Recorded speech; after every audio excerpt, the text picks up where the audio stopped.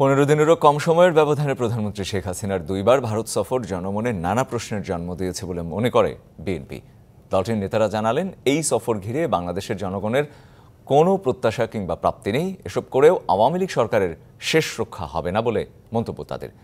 আওয়ামী লীগের প্রতিষ্ঠাবার্ষিকী ঘিরে দলটির রাজনৈতিক ভবিষ্যৎ ঠিক করতেও আহ্বান জানিয়েছে বিএনপি।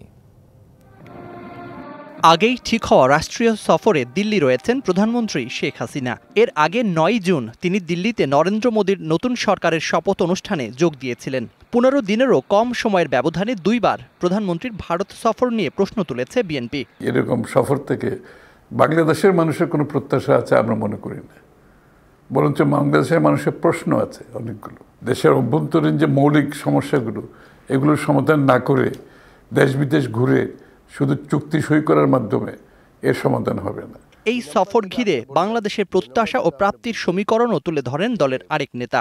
কি পাবে কি দিবে, আমি তো কোনো পাওয়ার কিছু দেখি না। বর্তমান সরকার যে কোনো শক্তি বা সাহস বা জনগণের সমর্থন আছে যেটা নিয়ে উনি যাই দাবি করতে পারে, তো উনি কিছুই পাবে না। উনি বিদেশ নিয়েই থাকুক, ভাই আমাদেরকে শান্তি দেন, আমাদেরকে চলে যান, আপনি বিদেশে থেকে যান না।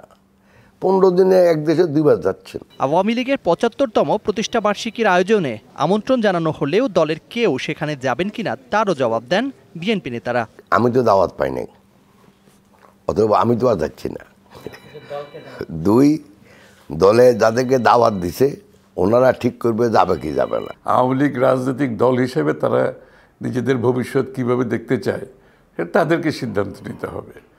কিন্তু সবচেয়ে বড় হচ্ছে তারা কি একটা গণতন্ত্রের বিশ্বাসী দল হিসেবে থাকতে চায় না অন্য কিছু হতে চায়, সেটাই হচ্ছে প্রশ্ন। Zakaria Ahmed, DBC news, Dhaka.